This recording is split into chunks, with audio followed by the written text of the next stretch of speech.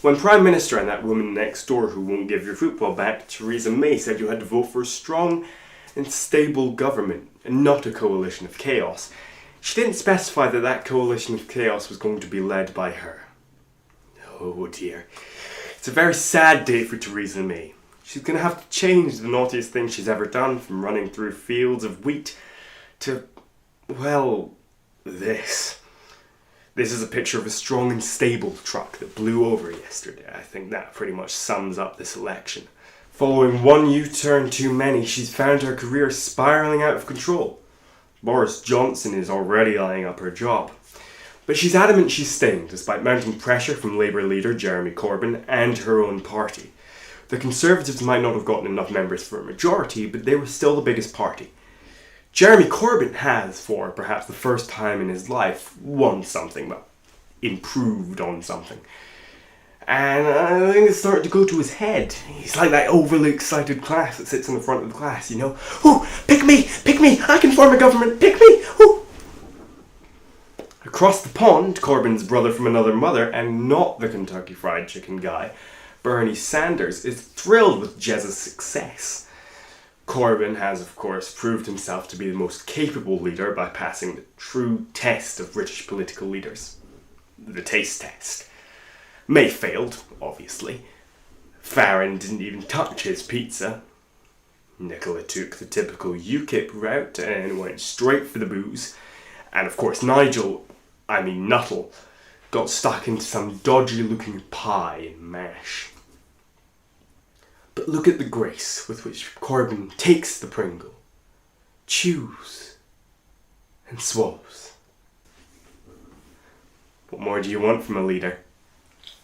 After their 2010 coalition pretty much killed the party, the leader of the Lib Dems and lead in the upcoming Emoji Movie, Tim Farron, has made it clear that they won't touch a coalition with anyone, especially Tim's longtime nemesis, Mr. Fishfinger.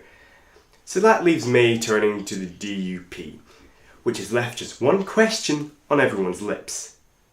The who now? Turns out the DUP are the fifth largest party at Westminster and the biggest party in Northern Ireland. They're like some political leprechaun ninjas that no one's quite noticed. Theresa May had to rummage down the back of the sofa and discovered their existence so that she can use them to prop up a Tory government.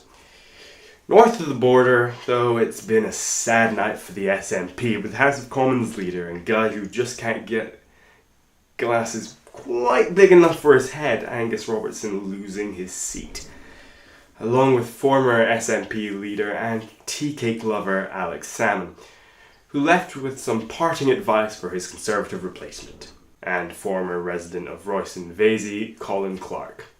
Salmon said, "You haven't seen the last of me."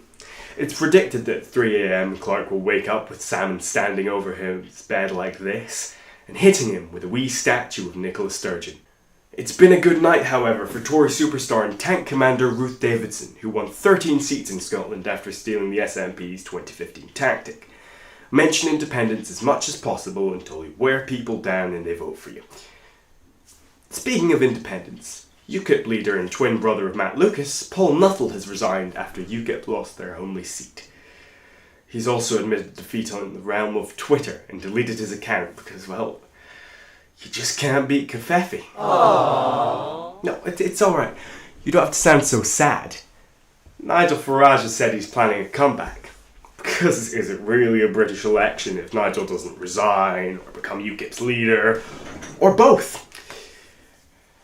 Of course, this election is going to royally mess up Brexit, with Theresa May going from strong and stable to weak and wobbly to flimsy and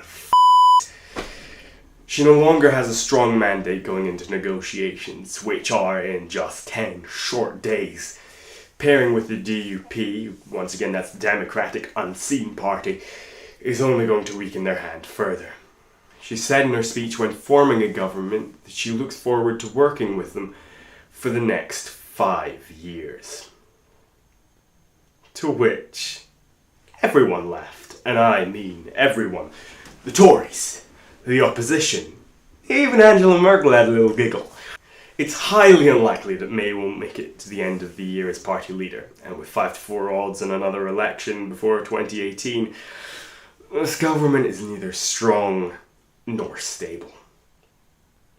I kind of wanted to have a go at doing a sort of Stephen Colbert monologue, political, funny sort of thing. I have no idea if that was any good or not. It was probably a bit rubbish, but hey ho! I hope you enjoyed it anyway. Yeah, it's. I thought, well, given that we've just had a big election and it's all gone to hell, I figured now would be an appropriate time to do something like this. And yeah, as for the future of this channel, I know that's been relatively fuzzy. I don't know, I'm just going to keep making stuff because I like making stuff and keep putting it out there. If you've enjoyed this video, as I say, it was inspired by Stephen Colbert. I'll put his channel somewhere here. He does a lot of that sort of stuff about American politics. He's the host of The Late Show. He's a bit of fun. If you want to hear more about British politics, Jonathan Pye is absolutely fantastic. He will be somewhere around here too.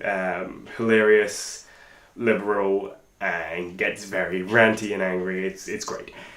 So yeah, thank you very much for watching, and goodbye.